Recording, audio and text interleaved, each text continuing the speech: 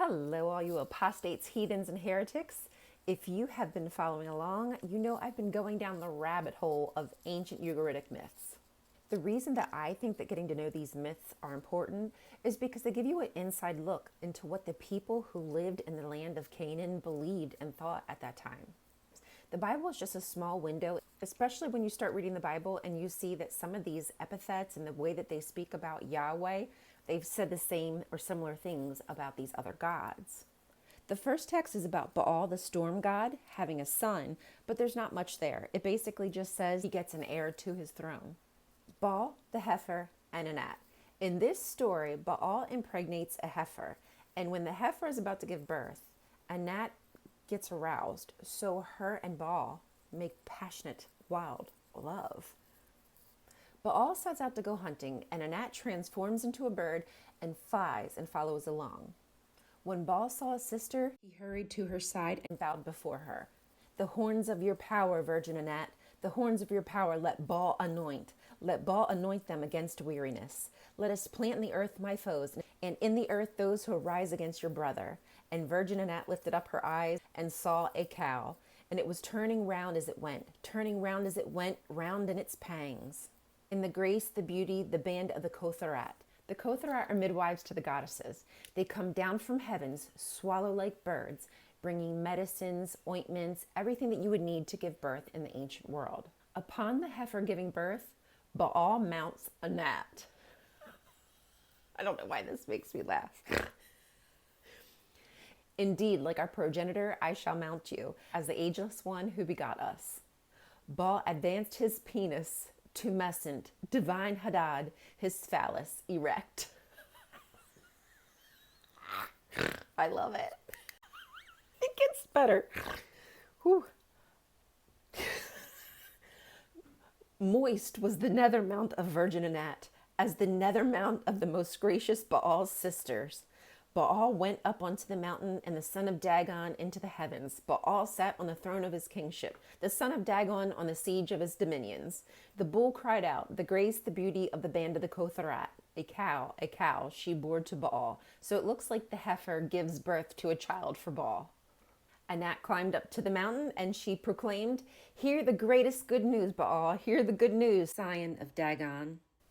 For a bull is born to Baal, a wild ox, the charioteer of the clouds. Valiant Baal rejoiced.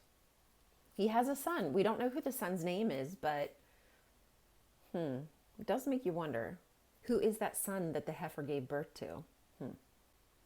Oh man. Woo, brother. Here is another very short text. There's not much to it. I'm going to read as much as I can. Baal was aroused and grasped her by the belly. Anat was aroused and grasped him by the penis. I have to stop laughing. Baal to the bull, Virgin Anat. Embrace, conceive, and give birth in the grace and beauty of the band of the Kotharat, Virgin Anat, valiant Baal. Boy, these two are getting it on. The next text is about another pregnancy, the Devourers, but it mentions Shahar. Shahar is one of the gracious gods that was birthed to Anat and Atharat. El, the progenitor god, got them pregnant. Shahar and Shalim are dawn and dusk. So this one I'm not really sure about, but let's read it. There's some lines missing. You make us pregnant with Shahar. You make us pregnant with Kadmu. Our entrails are father. Our entrails like fire they are eating. Our vitals like worms they are devouring. El laughed in his heart and convulsed with laughter in his liver. I love when El laughs because when he laughs, it sounds like it's a freaking whole body laugh. Because he convulses, like his liver convulses with laughter. It's amazing. Go out, you, O Talish, handmaid of Yarik, O Digme, hand of Atharat. Take your birthing tool, your litter, your swaddling clothes, and go out from the tree in the center towards the vast and awful desert. Dig with your elbows in the dust, your nails in the soil. Go into labor and bring forth the eaters. Let them bring you to your knees and give birth to the Devourers. El pronounced their names. May they have horns like bulls and humps like steers. And Baal's face was on them. Baal went out hunting and came to the edge of the desert. And now he found the eaters, and he came upon the Devourers. Baal greatly desired to have them. The son of Dagon was eager for them. Baal approached them on foot, divine Haddad, on tiptoe. I love that. Baal is tiptoeing around, sneaking up on the Devourers. Who are the Devourers? Supposedly Shahar and Quadmu. Why? I don't know.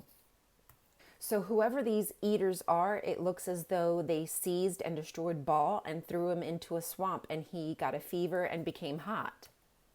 Maybe this is some kind of, his temple burned as though with malaria. He was as one in a fever. The earth dried up entirely. The water courses of the steppe became parched.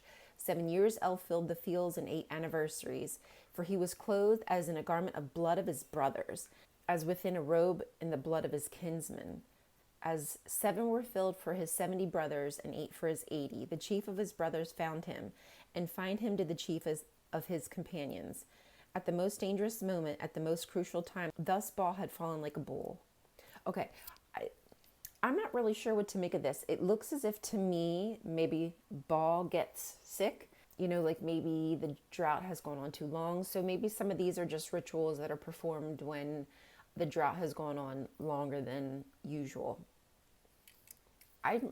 We're learning this together, y'all. This one is called A Hymn to Anat, and it's pretty badass because it's about the Virgin Anat conceiving on her own and then giving birth. Yeah, she don't need no stinking man to get pregnant. Pregante. Right out of the womb, she is exterminating people, fighting people. She is fierce from the get-go. She flies through the mountains, through the stars, and people just fall like poplars. Anat is called the cow of Baal. So I wonder if in these poems, it is showing she is the one that Baal impregnates to have a son. May he hear you, O cow, and understand you, beloved one of the powerful one. May my voice be in your ear. Because you have bound up evil, since you have been clothed in light, may the celestial messengers bless the prince. May the celestial messengers send you strength. I shall bless your sons as firstborn. Like a prince I shall bless you. Voracious was Anat, the cow of Baal. Voracious was Anat to bring forth, she whose womb had not known conception. So right there it says she did not know conception, but she was able to get pregnant. So she didn't even need to have sex in order to be pregnant. And that's where that text ends. Ugh, I need to know more. Here is an exciting one. A spell against the evil eye. Woo! The evil eye roves about and disfigures the beauty of its brother and the grace of its brother, even though the other eye be in perfect health. It eats the other's flesh without a knife. It drinks the other's blood without a cup. The eye of the wicked man, the eye of the wicked woman, they approach. They approach the eye of the tax collector, the eye of the potter, the eye of the gatekeeper. May the eye of the gatekeeper return to the gatekeeper. May the eye of the potter return to the potter. May the eye of the tax collector return to the tax collector. May the eye of the wicked man return to the wicked man. May the eye of the wicked woman return to the wicked woman. And that's it. That is where the text ends. Oh, the suspense is killing me with all of these. I'm going to end this for now. I will do more later. But if there's any questions that you have about some of these texts, I will do my best to try to answer them or find the answers, because I don't know, but I love to find the answers. The more texts that I find and we discover together, the more the personality of the gods are going to start shining through. I just know it. I love when El laughs. I love when Anat gets angry and her brow starts to sweat and the hairs on her back stand up. I find these poems and texts so exciting and interesting.